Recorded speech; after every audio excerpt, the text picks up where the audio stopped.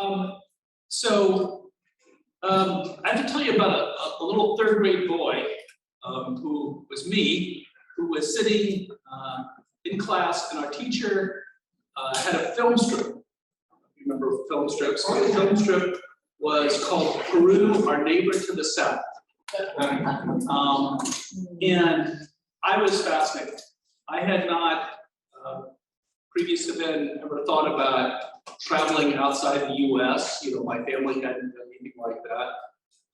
And just seeing the rich culture and the people and the geography and the food and everything, I got completely fascinated with the idea of travel.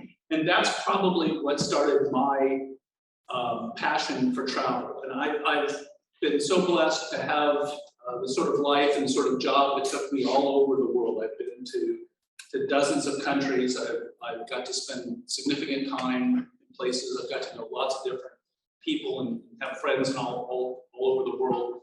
And really fascinating, but it really kind of, all goes back to third grade. And interestingly enough, Peru was never a place I had gone to. And so this year, a few months ago, I actually got to go to Peru, spent about 10 days there. And what I want to do is share a little bit about Peru and my trip there, and kind of give you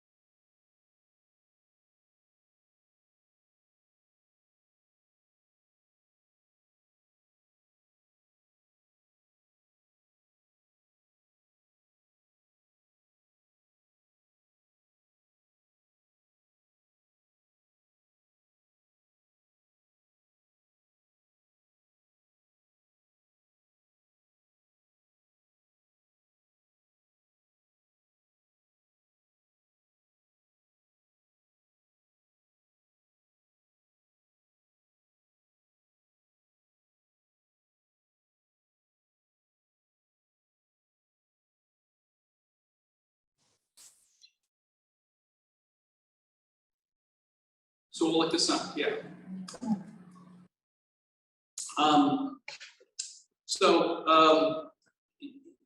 It's essentially a tropical area. The northern tip of Peru basically touches the equator, or comes pretty close to it. Despite kind of that tropical location, there's a great diversity of climate in Peru.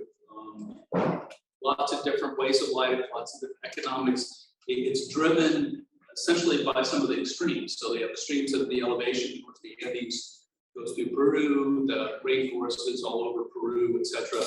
You've got southwest winds that kind of come across Peru from the current, so it's actually kind of cool there. It's not as hot as we might think the country at the equator is. And that accounts for a lot of diversity. The agricultural areas, the seafood, coastline, of course, etc. Very, very kind of fascinating. The Andes Mountains really has created a problem in terms of keeping the country divided. So it's really kind of the east coast of Peru and kind of the coastline, and that's really kind of dominated by that, the big cities there. I'm sorry, the west coast. Thank you. And then, of course, there's the Amazon that runs through Peru. And so it really kind of feels like sort of three different countries when you look at it. I spent a good deal of time on the west coast, in Lima, in a city called Cusco. They go through the rainforest a little bit, and through Machu Picchu, and I'll talk a little bit about that. I'm sorry? Color codes, just the regions, so kind of the coastlines, the Andes, and then the rainforest there in green. So, And the green on the backside, is that on the downslope? so it's the downside of the Andes, right? The other side. So it's brown on the west side of the east. Right. Why was in Peru? Well, I traveled with some long-term work friends, and one of my buddies, Rob, and I got to talking many years ago. I've known Rob for several decades, and we were comparing bucket lists of things to do. And we realized that we both had on the bucket list to hike Machu Picchu. And so we kept talking about doing it year after year. And then eventually kind of both of us sort of took a look at our bodies and said, you know, if we're gonna hire Machu Picchu, we're gonna get going on this pretty quick. So we decided we better do it sooner or later. The nice thing was he and his wife, Marie, put together the whole trip, and I basically just showed up. They were a credit card and everything worked fine, but they're great planners, and they were great companions in the entire trip. We flew into Lima. Okay, so Lima is the capital. It's a city of about 10 million people. So that's like 2.5 times the size of Los Angeles. And it feels like a big city in every way in terms of Los Angeles. You've got hotels, you've got rich, vibrant city life, lots of interesting shopping, lots of places to go and see and do whatever. It feels like a huge city. We spent a little bit of time there. The main attraction for me in Peru was art. Lots of art, and so we spent one day basically with a tour of the art of Peru. So we went to several different galleries. We actually had a local artist there, a young lady, who took us around basically the galleries where our friends were exhibiting, which was very fun. She had a lot of interesting stories. My top. So the picture here is a picture of the name of a gentleman named Victor Dolphin. Does anybody know Victor Dolphin? He is like one of the big time artists of Peru, a painter, sculptor, incredibly prolific, that's produced hundreds and maybe even thousands of art across his lifetime. He's in his 90s now. He's probably best known for the statue that's up on the right-hand side. It's called the Kiss, a very passionate statue that is in the Lima Central City Park. He does a lot of paintings of his wife, him, really, but he does work in all kinds of media, wood. He's especially known for metal and sculptures of birds, something very special, but just really prolific, really interesting. Part of the tour was the opportunity to go to his home and studio. He has this spectacular home. It's right on the cliffs of Lima. It looks out over the ocean. It's a view that makes anything we have look horrible. It's over the cliff.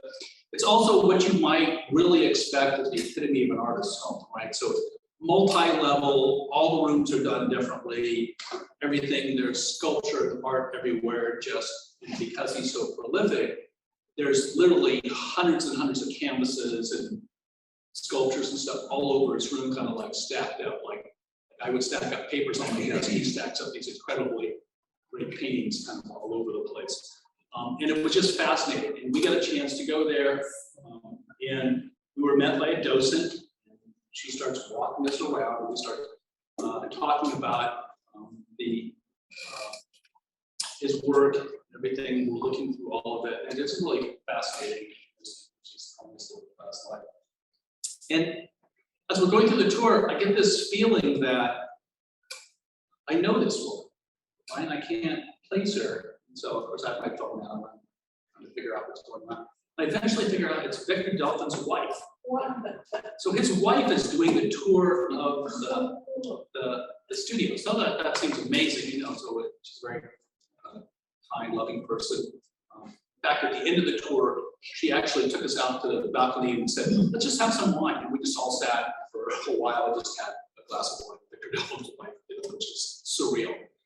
So at one point, we're poking around and she's just kind of letting us wander through the house, right? And I turn a corner, and there at the kitchen table is the man himself, Victor Dolphin, sitting there drinking a cup of tea. And, you know, so I stared, took a quick shot, you know, but decided to leave him alone. I'll be there. I kind of mentioned to his wife, "That's Victor, right?" And she goes, "Yes, he's not supposed to be there. But he doesn't really mind me, so he does what he wants to." But just fascinating. And there was so much artwork there. I started talking with her, and I said, "You know, it's a shame. He has so much work, and it's so amazing. Why is this work not in museums? You know, why isn't this not distributed? Why just kind of sitting here in stacks in his house and stuff?" He produces so fast, we can't really get it all. Then I said, "Well, maybe you should sell it or something. You should." She said, "Oh yeah, we probably should sell some of this stuff." And I said, "Well, would you sell it?" And she said, "Oh, yeah, so much we probably just need to." And I said, "Well, could I buy something?" Right? I feel like I'm standing in Picasso's house. And he says, "Well, sure." And she said, "What would you like?"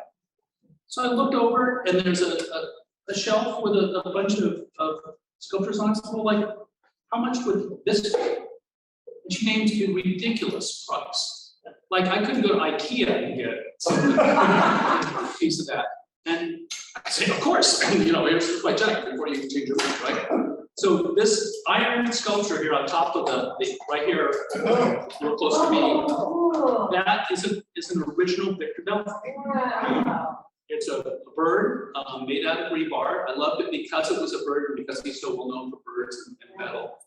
It was spectacular. It's ridiculously cheap, but I'm not going to tell you how much. I want you to be impressed by what a great art collector I am. But I feel like now I've got a piece of him and a piece of Peru in my house. We get it every day. So very, very special. We sat with me clutching my piece of artwork, drinking wine with the Dolphin's wife. It's just a very surrealistic representation. Yes. And they have to figure out how to work that into the sermon. So let's see. There were lots of different excursions in different places. We went to Cusco, it's another large city there. We went to several smaller cities.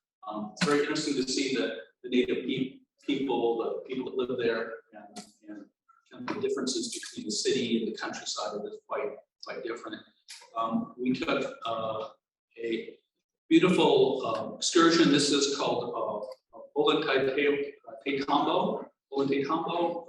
Beautiful city in the middle of Peru, where you just kind of see this kind of scenery. Just was spectacular the whole time. Just amazing sort of views and valleys and other sorts of things. This was a bike ride. Was good and strenuous. Parts of Peru are fairly high, so luckily I'm living in the mountains now and get a chance to hike, so I'm a little bit acclimated to the higher altitudes. But just spectacular countryside. The area that we rode through is something called the Sacred Valley, okay? And it's really known for grains, so it's the agricultural portion of Peru. So grains, and other plants. So quinoa grows there. Amaranth. This gold-colored stuff here is amaranth, which was incredibly beautiful to see in the fields. What's also interesting is Peruvians eat a lot of potatoes.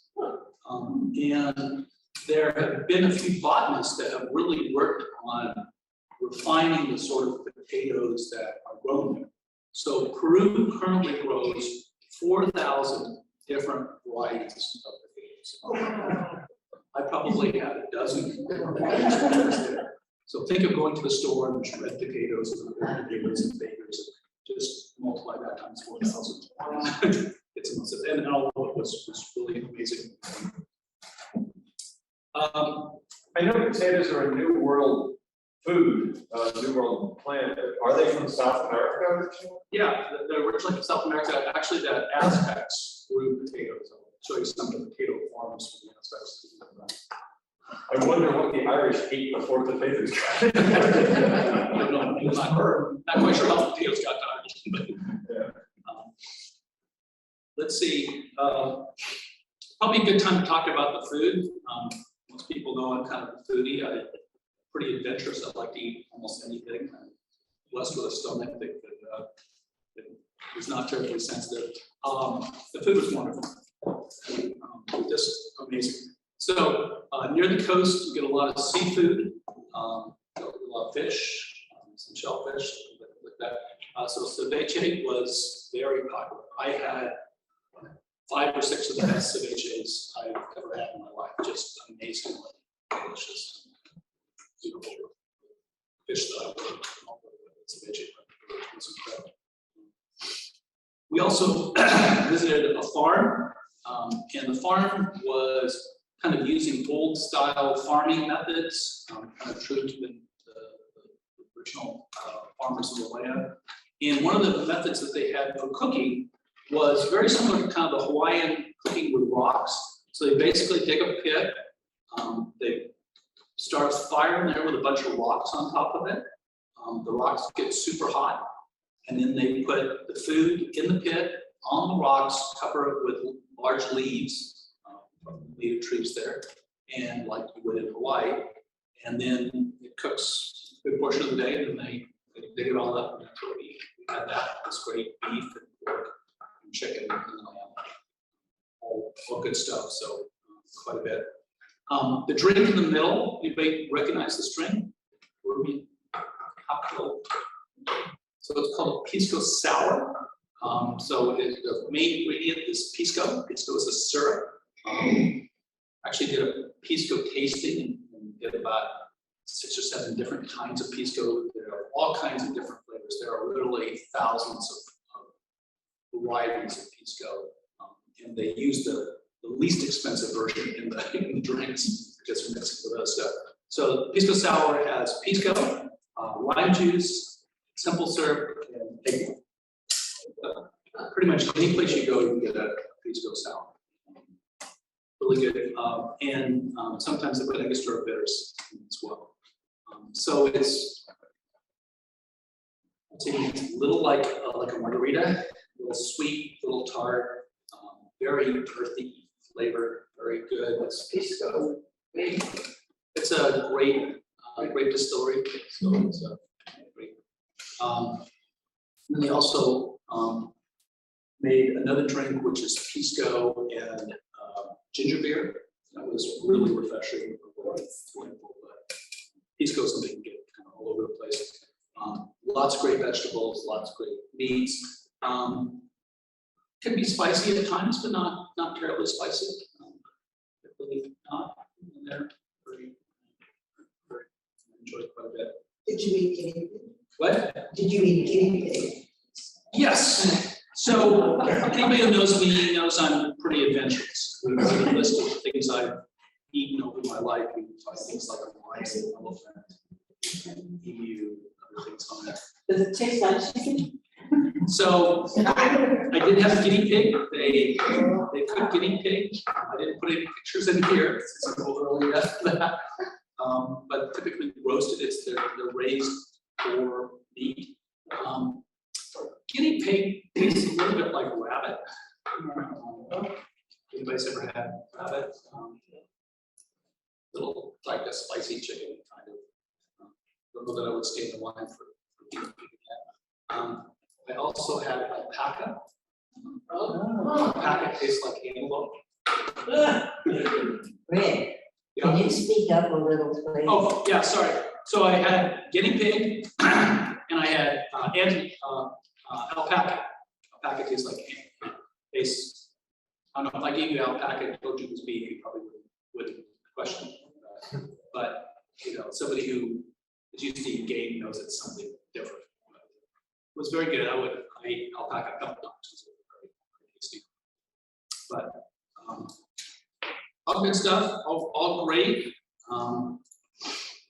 Let's see, speaking of alpaca, we did visit Alpaca Farm, and some places where they harvested the wool, and they showed us kind of the traditional ways of using various plants and other things to dye the wool, and how they hold it into threads and things like that.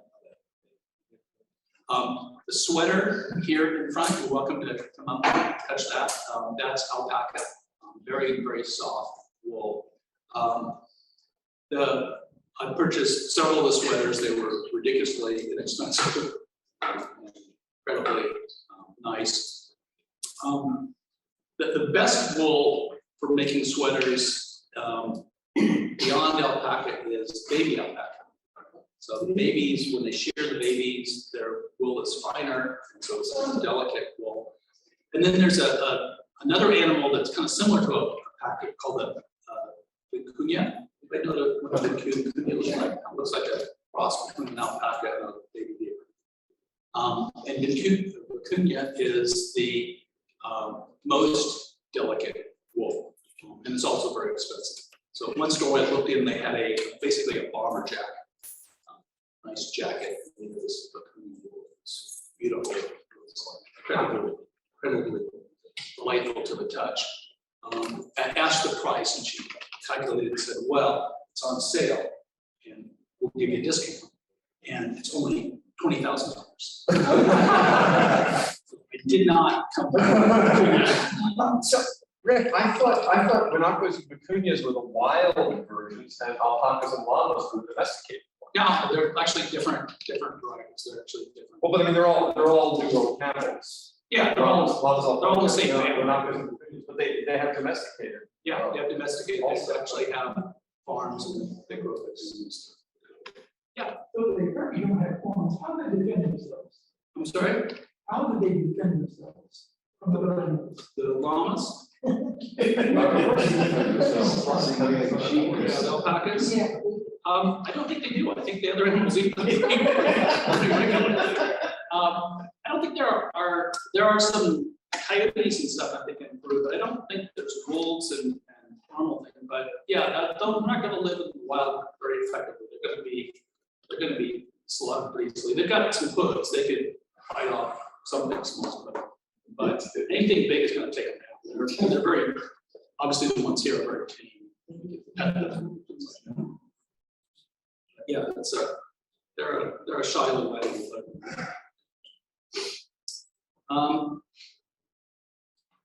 So when we talk about the people, incredibly warm, incredibly generous, very open to visitors.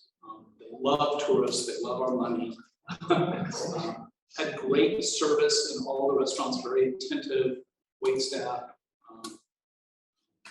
Great service in the hotels and everything. It's really good. And all the little shops, everybody worked with people effectively. And then just meeting people on the street and stuff. People would say hello, talk to you, smile at you, things like that. If you looked like you were confused, they'd stop and help you on what you're looking for. Most people spoke some English, so you can kind of get around. So everybody in hotels and restaurants spoke very much English. Some restaurants were only Spanish speaking, so I could order my paper, get through my restaurant, Google Translate, I can figure out things and do that. Are you in a high elevation? What? Are you in a high elevation? Yeah, this picture is a high elevation, so we're up here in the edge of the mountains here. And that's kind of a traditional dress for that portion of. It's a great photo. I think that has to be framed. What? That has to be framed. It's a great. And not on the wall or something. We often saw, as we kind of go through the countryside, we often saw people out working in the fields, and they were kind of the old style sort of hoes and stuff. We didn't see a lot of tractors or mechanical equipment. It's pretty much very rural sort of life that we got in the cities.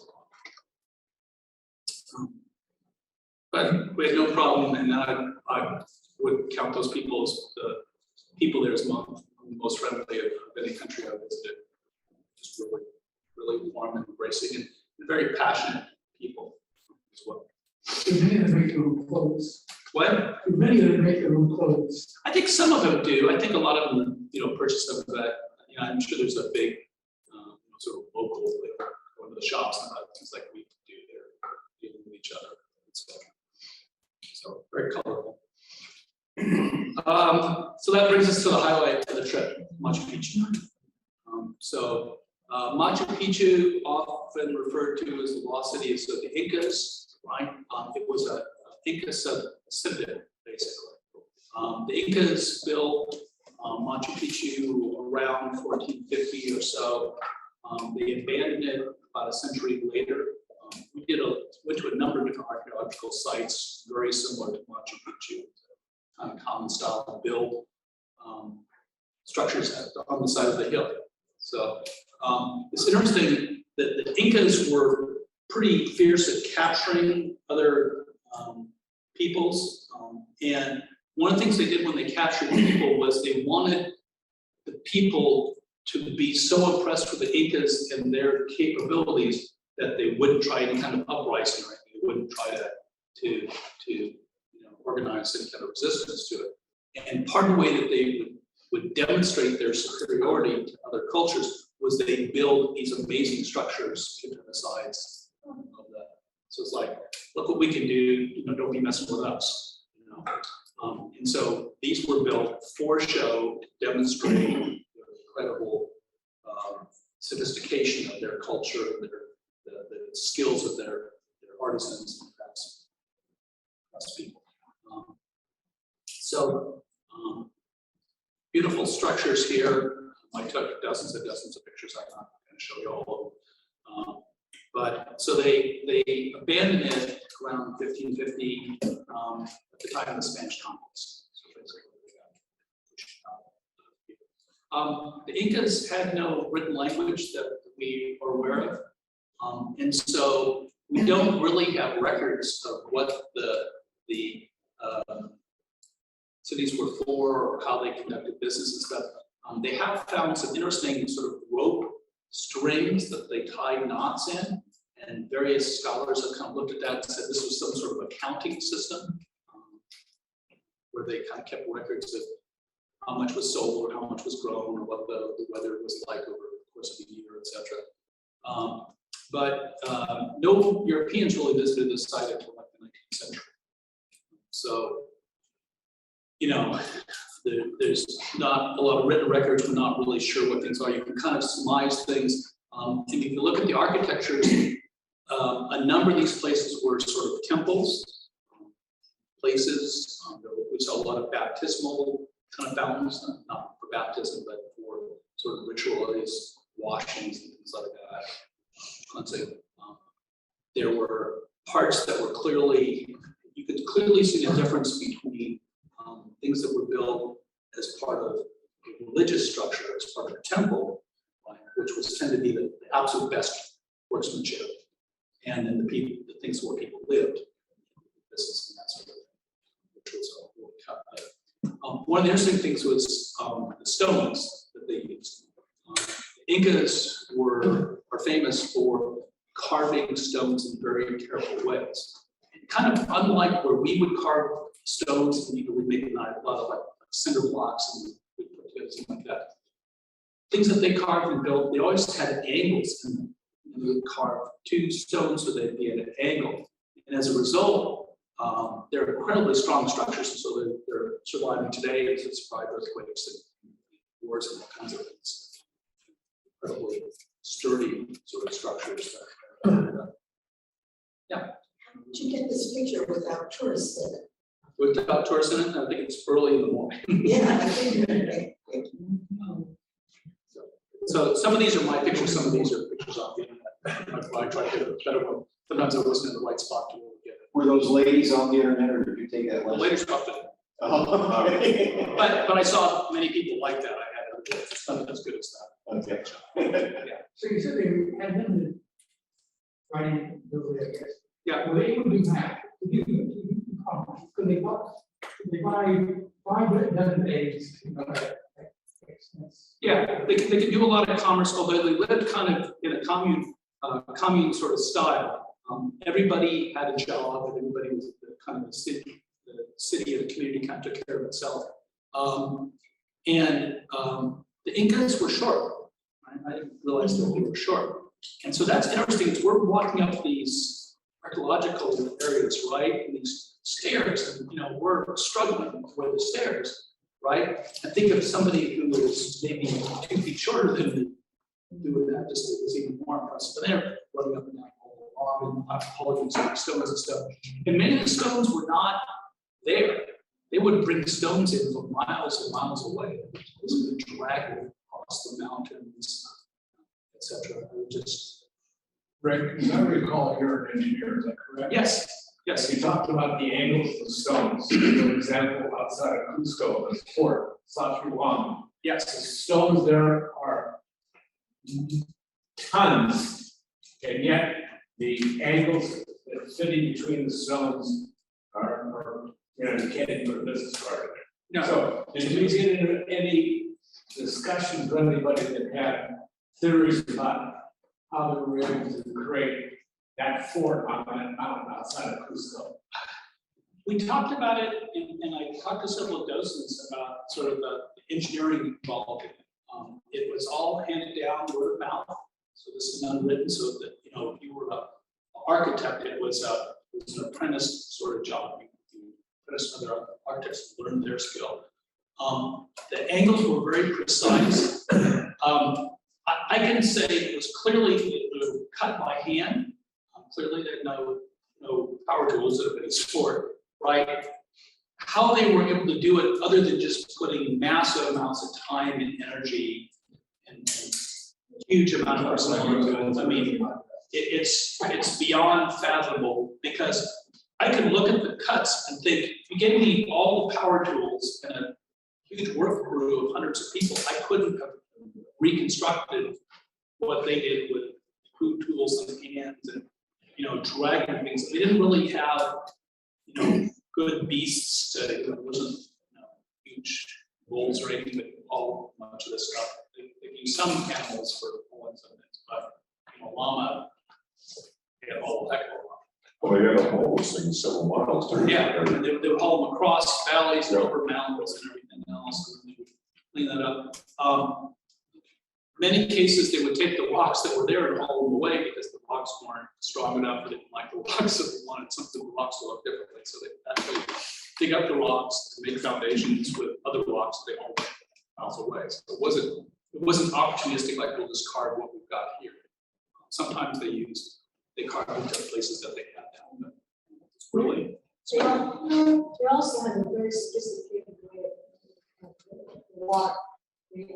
Aqueducts or whatever you want to call it, how the water will go through that. Right. What was fascinating was they were able to bring water from different ways, and a lot of times what they do is they build these agricultural areas on the side, these terraces on the sides of the mountains, and then they would have these very intricate water systems where they pull the springs, underground spring stuff, and they would get the water out of that.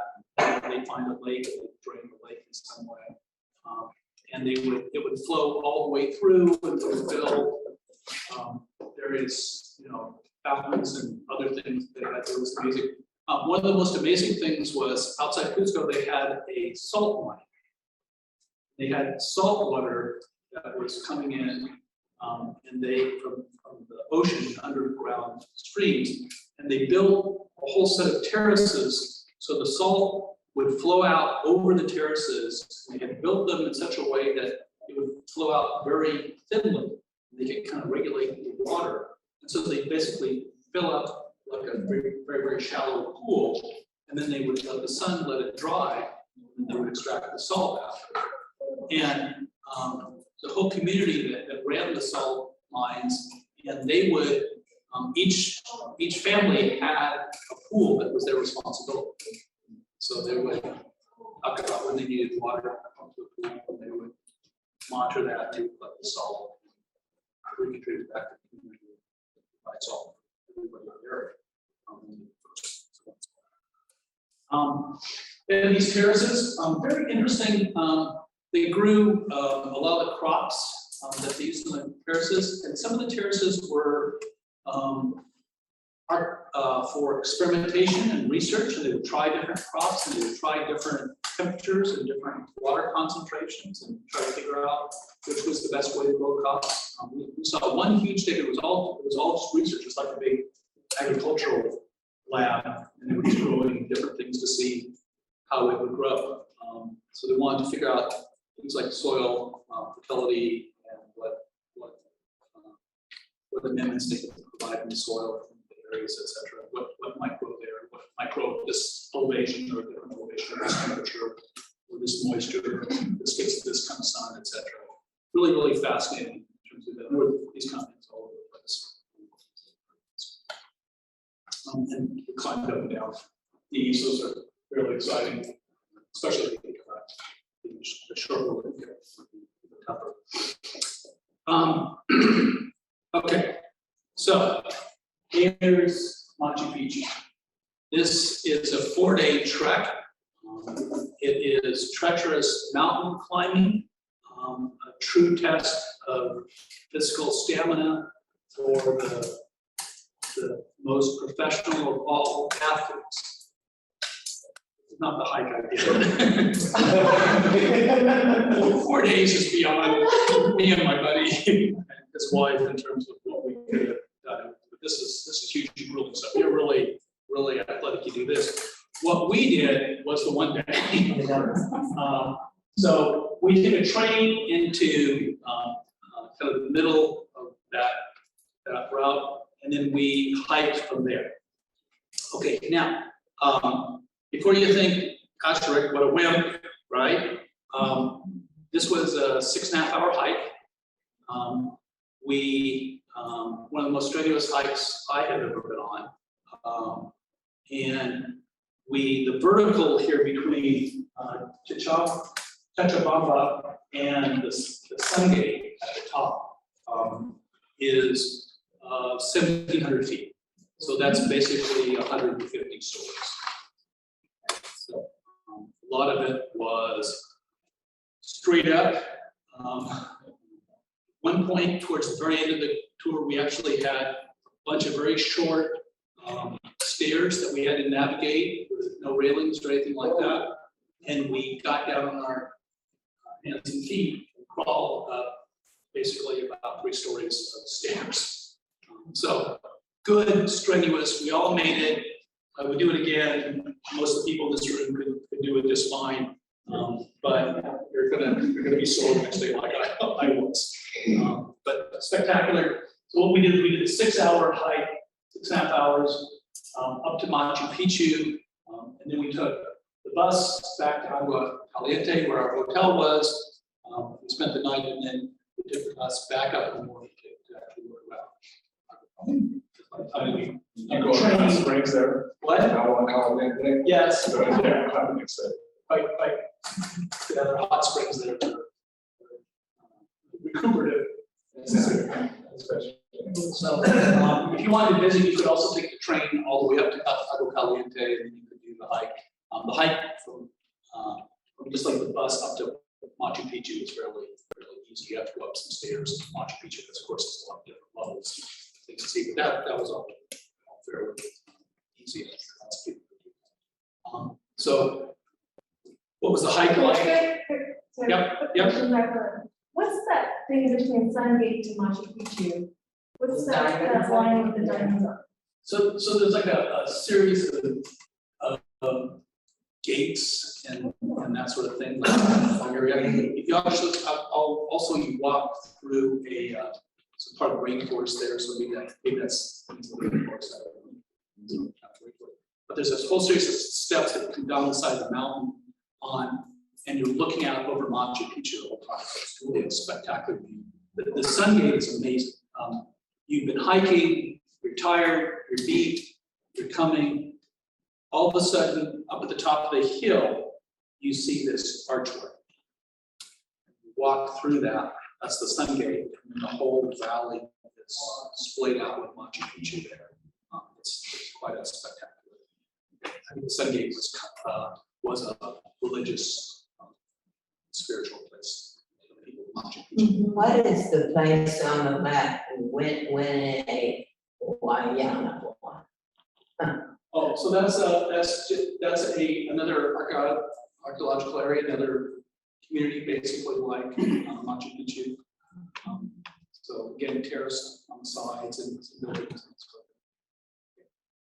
So these feet are feet above sea level, Yeah, these feet above sea level. so it's not that high. So it's not that high. So I had always heard that they had good lungs because they were convinced thin hair. Yeah. See, choir, Rick. They had a feet not that high. So I live in Idlewild now, so that's 7,200, right? And so I'm kind of used to thin air. Surprisingly, you get up to 9,000, the air gets thinner and thinner. So breathing was challenging, not impossible. Right? You felt like you couldn't get enough oxygen in to kind of catch your breath sometimes. So we would hike a while, we would stop, catch our breath. And you go part of the time you're walking through the rainforest there, and that was just spectacular. Beautiful orchids all over the place, all kinds of different varieties of orchids and other things. Here's some of the pictures here. You can see a lot of these kind of stairways, like this stone stairways built into things. Gorgeous waterfalls and stuff that we saw. There we are at the sun gate. Here's one of the.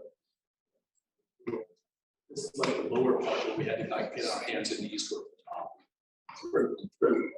Yeah. You all experience any, see any conflict? Because what this reminded me of, when we went up there, the train that goes up there, it's a switchback. Yeah. At one point, the train had to stop, and people started playing walks at the train. And it was some kind of a labor dispute or a dispute against from the rural against the urban. And my impression of Peru is not always all that peaceful. We experience a lot of things. I saw nothing like that. We saw some people, on strike, picketing at places, but they were doing it peacefully. Interestingly enough, too, even on like Lima, the big town, I didn't really see poverty. There weren't really homeless people on the street, no tent encampments, nothing like that. I don't know how they're taking care of it. I went with a group of USC students in Cusco, and they were working on a school. They painted a school. The next day, there was a graffiti all outside. Yeah, I didn't see any graffiti. I didn't see. It was a very clean country. I didn't see a lot of trash right on the sides of the roads. I didn't see any conflict. Saw no fights. No arguments even. That's no question. Is there a military class? Do they have an army or? They have an army. Do they have conflicts? I'm sorry. Do they have conflicts? I don't think they have much now. I think that they've had some history with that. Right? There's been some border disagreements that they've had over, but it's pretty much. So, but yeah, we did see military compounds, basically like a base.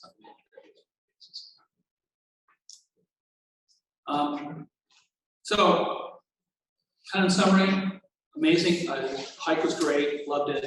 Glad I got it, checked it off the bucket list. The country was amazing. I would highly recommend it to anybody. It's a very approachable area, very easy to get around. Food was good, people were fun, art was amazing. Had several Pisco Sours. As much as I remember, those were good. All really, really good. So it's just one of the more pleasurable trips I've had. It's an amazing country, and I'm glad my third grade teacher put the bug in my ear. Did you all have a private guide We did, so for we the did whole time? our friends engaged a tour. They basically set us up the entire time. So we had a guide the entire time we were there. We had a private vehicle that took us around everywhere. Everything was pretty accessible, and there are trains and buses and stuff you could go, but certainly it was nice to have a guide. And certainly the guide helped to know things, where to go and how to get into there, what permits to have. You know, hiking Machu Picchu requires permits, and that sort of thing. There's all kinds of rules and regulations like on the train, you're only allowed to take a pack of so much socks. You can't take like just on the train. So she was really good at kind of keeping us track there. And so then getting us into restaurants and hours and arrangements. Of course, she spoke fluent English and Spanish, so we needed her. She could translate. But part of the fun of, I think, people in the country is, you know, try your little pidgin Spanish and see if you can get somebody to understand. We've heard Pisco a lot higher, we had about 8,000 feet. Yeah, we've heard it's like 11,000 feet. Yeah, I don't know that. I pulled that map off the internet, so maybe there's some detail about it. That was just some more. Yeah. Now, We- Pisco is higher. You go down the Sacred Valley, Machu Picchu is not that high. Right. People get altitude sickness in Pisco, have to come back down. Yeah. So it's showing Cusco at 8792, and I thought it was higher than that too. So this is, yeah, I think there must be, the numbers must be wrong. But I thought we were at 11,000 myself. And it certainly felt different than being. People take off on their airplane, just. Yeah, we had, one person on our party had a little bit of altitude sickness for a while. And the hotel had oxygen, so you know, 15 minutes worth of oxygen. So it's good. I think the value in meters is correct. It's the value in feet that is copied. Okay. Yeah.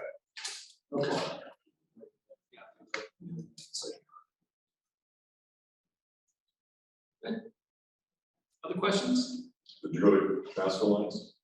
What? Nazca Lines, did you go there? by chance? No. It's an archaeological thing where you go over the airplane, look down. Oh, wow. Design birds and symbols that are actually been made by some kind of a concrete, and they have no idea who made it or how it was done. Wow. The way they can see it is by. Yeah, it's funny, think of spending 10 days and something 3 times the size of California. In 10 days, could you tour Arizona, Nevada, California, Oregon, and Washington? You're not going to see everything. And we spent quite a bit of time in Lima just because it was a fascinating city. Okay. That's a great. Thanks for your attention. Yeah. Thank you.